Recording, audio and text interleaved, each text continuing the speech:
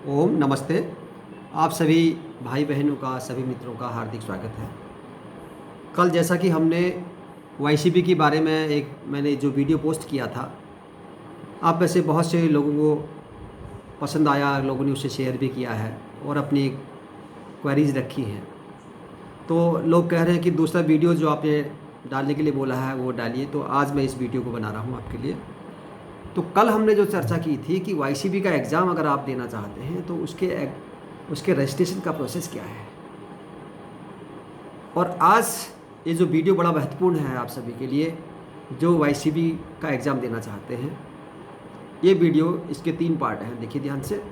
पहला तो हमने, यदि एग्ज़ाम देना है, हमने रजिस्ट्रेशन कर लिया है तो क्या क्या चीज़ों की हमको आवश्यकता है, एक चीज़ ये रहेगा। दूसरा, एग्ज़ामिनेशन की प्रोसेस क्या है, कैसे एग्ज़ाम देंगे।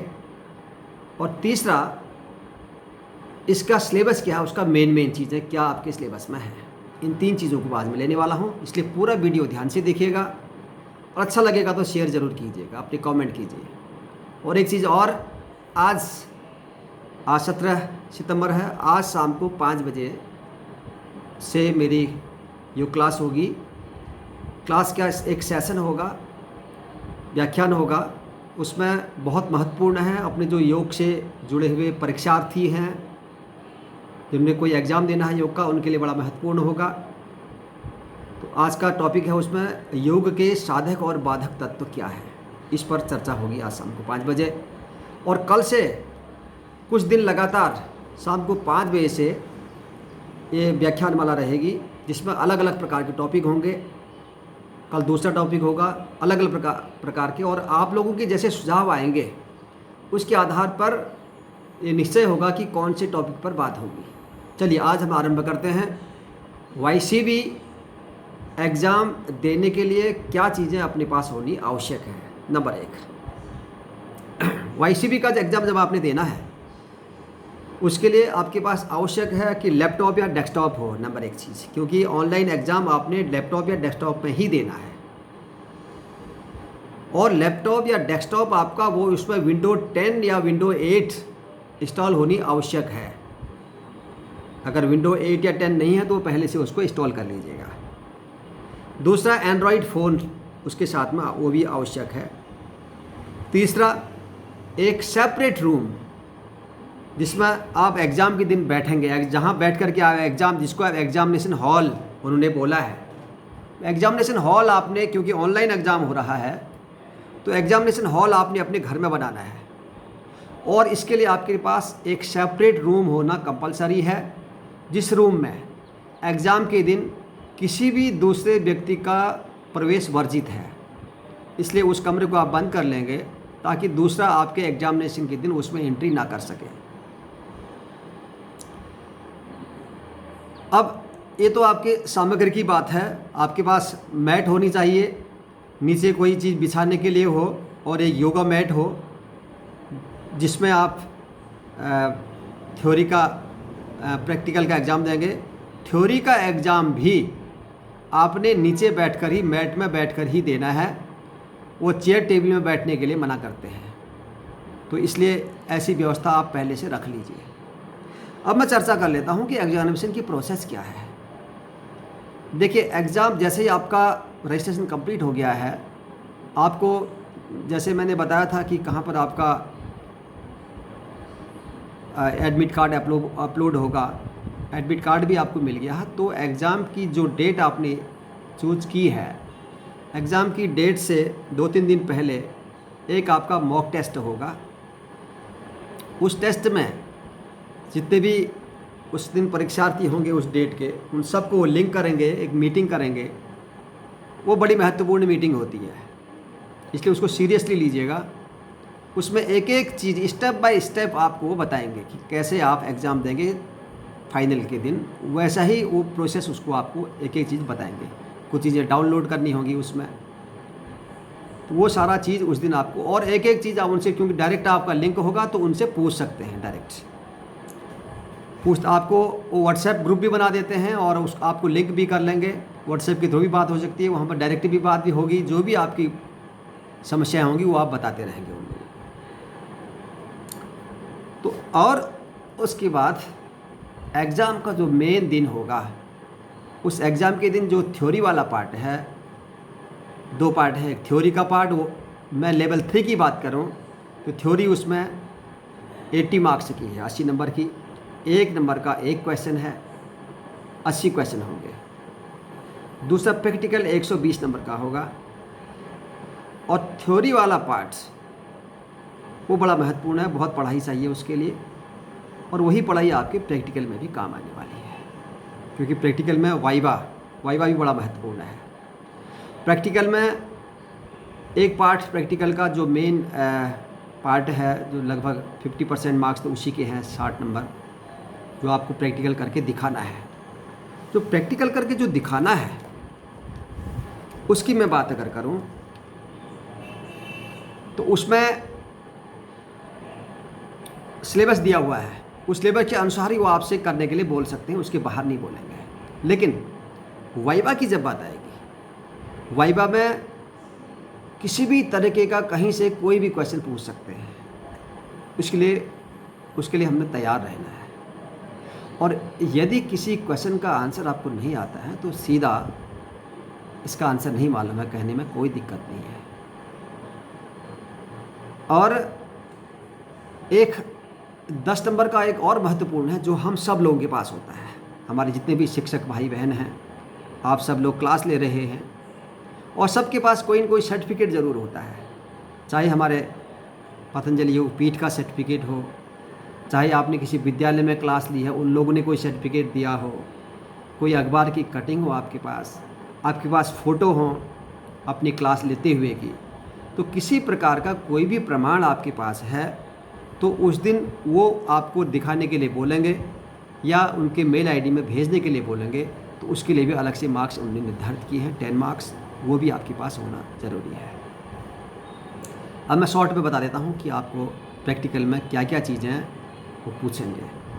प्रैक्टिकल जो फिजिकल प्रैक्टिकल करने के लिए जो बोलेंगे, उसमें प्रार्थना के कोई मंत्र बोल सकते हैं करने के लिए। और षटकर्म में केवल जो करने के लिए बोलेंगे, वाइवा में तो सारा पूछेंगे। षटकर्म में धोती, नेति, वस्त्री, त्राटक, कपालभाति, नौली क्रिया, सारा चीज़ के बारे में तो पूछ सकते हैं। लेकिन करने के लिए जहाँ पर बात आएगी वहाँ पर केवल इतनी चीज़ें हैं, जल नेति, रबर नेति, और धोती क्रिया में जो 4 प्रकार की धोतियाँ हैं उनमें भी केवल धोती में वमन कुंजल क्रिया, केवल वो आपको करके दिखाने के लिए बोल सकते हैं।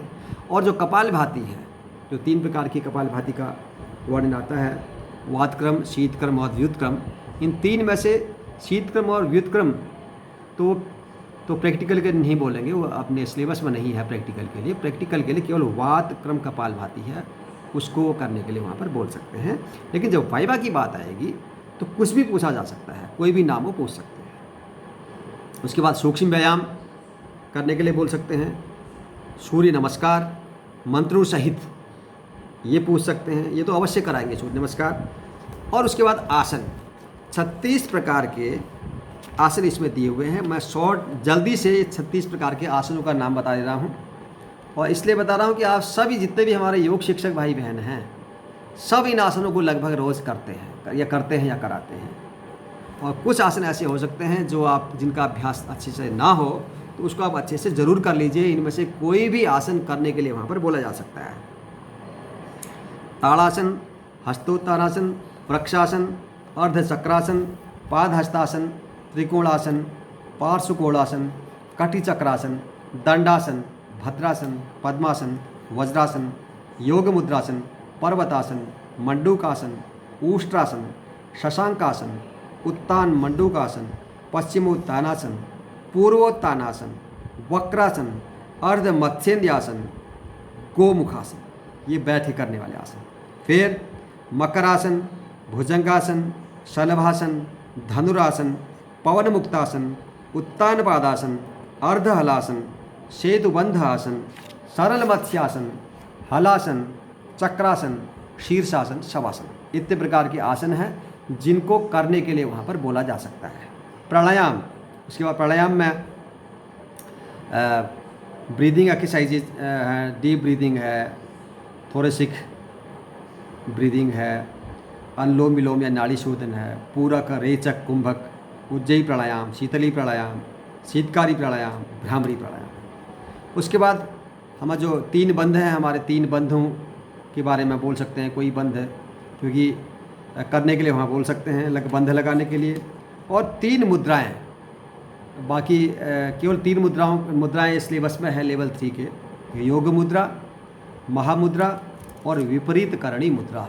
इन 3 मुद्राओं का अभ्यास अच्छे से कर लीजिएगा, क्योंकि इस सिलेबस में 3 मुद्राएं ही हैं और 1 मुद्रा ज़रूर पूछेंगे। देखिए, कोई एक प्राणायाम पूछेंगे और एक बंध कोई सा बंध पूछ सकते हैं, और कोई इन तीनों में से कोई एक मुद्रा पूछ सकते हैं, और उसके बाद ध्यान के बारे में कह सकते हैं। योग निद्रा है, अंतर्मौन, इस तरीके की कोई चीज़ें। और उसके बाद योग प्रशिक्षण और मूल्यांकन के बारे में कि आपका योग प्रशिक्षण का क्या अनुभव, इसके बारे में। ये तो फिर वाइवा की बात है, तो वाइवा में ये सारी चीज़ें वो लोग पूछेंगे। ये तो आपकी प्रैक्टिकल की बात हो गई। और प्रैक्टिकल तो एंड्रॉयड फ़ोन से ही हो जाएगा। आपको फ़ोन से वो कनेक्ट करेंगे और इतनी दूरी में रखने के लिए बोलेंगे, ताकि जहाँ पर आप अपने आसन आदि करके दिखाएंगे वो मैट आप उनको क्लियर एकदम स्पष्ट रूप से दिखाई दे, और वो आपसे लगातार बात करते रहेंगे। जैसा जैसा बोलेंगे वैसे वैसे हम करते चले जाएंगे। और दूसरा जो थ्योरी वाला पार्ट है, थ्योरी वाले पार्ट का जो सिलेबस है, वैसे बड़ा विस्तार है, काफ़ी बड़ा सिलेबस है पढ़ने के लिए। लेकिन हम लोगों ने जो हम इतने सालों से इस काम को कर रहे हैं, पतंजलि से जुड़े हुए हैं, पूज्य स्वामी जी महाराज को रोज़ सुनते हैं, तो बहुत सारा तो हमारा वैसे ही इस दिमाग के भीतर भरा हुआ है। फिर भी बहुत कुछ अभ्यास करने की आवश्यकता होगी। कम से कम अगर मैं कहूँ कि 15-20 दिन अगर आप अच्छी पढ़ाई आपने कर ली है, एक दिन में 6-7-8 घंटा रोज़ पढ़ लेते हैं, तो आप इस लेवल 3 के एग्ज़ाम को क्लियर करने के लिए पर्याप्त होगा। तो परिभाषा, एक तो योग की परिभाषाएं हैं, उसमें भगवत गीता में, कठोपनिषद में, और उसमें पतंजलि योग सूत्र के अनुसार। उसके बाद योग का इतिहास और विकास क्रम, उसका पूर्व वैदिक काल से लेकर के वर्तमान काल तक, कहीं भी इसके विकास क्रम के बारे में पूछा जा सकता है। उसके बाद उपनिषदों में योग, जैन दर्शन में, बौद्ध दर्शन में, उसके बाद षड दर्शन, खासतौर से सांख्य और वेदांत की बात करते हैं, आती है इसमें। और कुछ योगी, उनकी जीवनी के बारे में, रामकृष्ण परमहंस, अरविंद, रमन, स्वामी विवेकानंद, स्वामी दयानंद, सरस्वती, शिवानंद, मध्वादास जी, टी कृष्णमाचार्य, इन सब के, इनकी जीवनी के बारे में, इनकी डिटेल हमको मालूम होनी चाहिए संक्षेप में। उसके बाद योग की धाराएं हैं, ज्ञान योग, भक्ति योग, कर्म योग, राजयोग, हठ योग, इसके बारे में आ सकता है। उसके बाद षटकर्म, आसन, सूक्ष्म व्यायाम, सूर्य नमस्कार, बंध, मुद्रा, ध्यान, इन चीज़ों के बारे में कुछ भी पूछा जा सकता है। रिटन एग्ज़ाम आपका जो 80 नंबर का होगा, 80 क्वेश्चन है, उनमें से प्रत्येक क्वेश्चन के 4 विकल्प दिए रहते हैं। एक विकल्प को हमने क्लिक करना होता है, जो उचित होगा उसको क्लिक कर देंगे और आगे बढ़ते चले जाएंगे। उसके बाद उपनिषदों में कठोपनिषद, प्रश्नोपनिषद और तैत्तिरीयोपनिषद, इसके अनुसार योग में इन तीनों के अनुसार पंचकोश, विवेक, आनंद मीमांसा, भगवत गीता में, और योग वशिष्ठ है परिभाषा, महत्व, इसके अनुसार पतंजलि योग सूत्र में प्रमुख जो शुरू के 3 पाद हैं, कुछ चुने हुए सूत्र इन्होंने दिए हुए हैं। जो पहला पाद है योग दर्शन का, पतंजलि योग सूत्र का, उसमें से 1 से 12 तक प्रथम पाद के सूत्र, और दूसरे पाद में 1 से 2 और 46 से 55 तक के सूत्र, और 3 में 1 से लेके 6 तक के सूत्र। ये हमें ठीक से याद हो। और उसके बाद चित्त भूमि, चित्त वृत्ति, चित्त विक्षेप, चित्त प्रसादनम, क्लेश, विवेक ख्याति, ईश्वर प्रणिधान, क्रिया योग, बहिरंग और अंतरंग योग, मानसिक स्वास्थ्य की स्थिति, और हठ योग और उसका इतिहास में प्रमुख रूप से इन 3 ग्रंथ हठ प्रदीपिका, घेरण संहिता, हठ रत्नावली और साधक और बाधक तत्व और मिताहार, पथ्य अपथ्य, श्वास प्रश्वास, वायु, प्राण, उपप्राण, षट चक्र, षटकर्म, आसन, प्राणायाम, मुद्रा, नादानुसंधान, ये संक्षेप में इसका सिलेबस है थ्योरी का।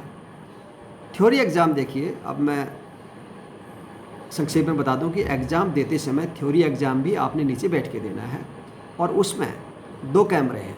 एक कैमरा तो जिस आप लैपटॉप में या डेस्कटॉप में दे रहे हैं उसका कैमरा आपको देख रहा है, जिससे वो आपको लगातार देख रहे हैं। दूसरा कैमरा आपका जो मोबाइल है, उस मोबाइल से आपको लिंक करेंगे गूगल मीट से या जूम से, और वो कैमरा आपका वो एक साइड में ऐसी जगह लगा होगा कि आपका पूरा आसपास का एरिया उनको दिखाई दे, ताकि आसपास कोई है तो नहीं, कोई कागज़ आदि चीज़ें तो नहीं हैं। इसलिए बहुत फेयर एग्ज़ाम ये होता है, कहीं से भी किसी प्रकार की कोई चीटिंग की इसमें गुंजाइश नहीं होती है। बहुत फेयर एग्ज़ाम होता है।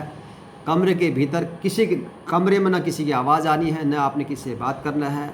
एग्ज़ाम थ्योरी एग्ज़ाम के समय आपने गर्दन को यूँ और यूँ भी नहीं करना है, केवल सामने देखते रहना। जब आपका पेपर आपने स्टार्ट कर दिया, केवल आपने उस क्वेश्चन को देखना है, उसका आंसर पढ़ना है और क्लिक करते जाना है। इधर उधर देखने आप यूँ और यूँ नहीं कर सकते। वो सीधे वहाँ से वो बोल देंगे कि आप यूँ क्यों घूम रहे हैं। तो इस चीज़ का भी बहुत ध्यान देना है। मेरा मतलब ये है, पढ़ने की आवश्यकता तो बहुत है, अपना ज्ञान बढ़ेगा। बहुत कुछ ज्ञान हम सब लोग आपस में जो इतने सालों से अभ्यास पूज्य स्वामी जी के मार्गदर्शन में कर रहे हैं, उससे बहुत ज्ञान तो सब भाई बहनों को है ही, लेकिन उसके बाद भी बहुत कुछ थ्योरी हमें पढ़ने की आवश्यकता होगी। जो पुस्तकें जिनका वर्णन अभी हमने किया, इन पुस्तकों को पढ़ना है। और बहुत महत्वपूर्ण होगा यदि आप पुराने क्वेश्चन पेपर को सॉल्व करते हैं। एक तो आप देखेंगे, जैसे आप वेबसाइट में जाएंगे तो आपको सिलेबस जो मैंने बताया, आपको पूरा सिलेबस भी उसमें मिल जाएगा और उसमें अनसॉल्व पेपर भी मिलेगा आपको एक। इसके अलावा भी आप ऑनलाइन अगर आप चेक करेंगे तो आपको कई सारे पेपर आपको मिल जाएंगे पिछले। उन पेपरों को जितना आप उनको सॉल्व करेंगे उतना ही आपको लाभ मिलेगा। ये संक्षेप में ये मेरा YCB का पार्ट 2 था, जिसमें मैंने संक्षेप में आपको बताया है कि एग्ज़ामिनेशन की प्रोसेस क्या है, कि कैसे एग्ज़ाम होना है, क्या चीज़ें हमको चाहिए और क्या हमारा सिलेबस है। इसके बाद भी यदि आपके कोई क्वेरीज हों, कोई प्रश्न हों, कोई शंका हो, या आपको लगता है कि कोई चीज़ जो आपकी समझ में नहीं आ रही हो वो पूछना है, तो वो भी आप मुझसे पूछ सकते हैं। तो मैं आपकी हेल्प करने के लिए तैयार हूँ। और आपके साथ साथ एक का भी क्वेश्चन आएगा तो सबके लिए उसका मैं समाधान यहाँ से करूँगा। बहुत बहुत धन्यवाद। ओम।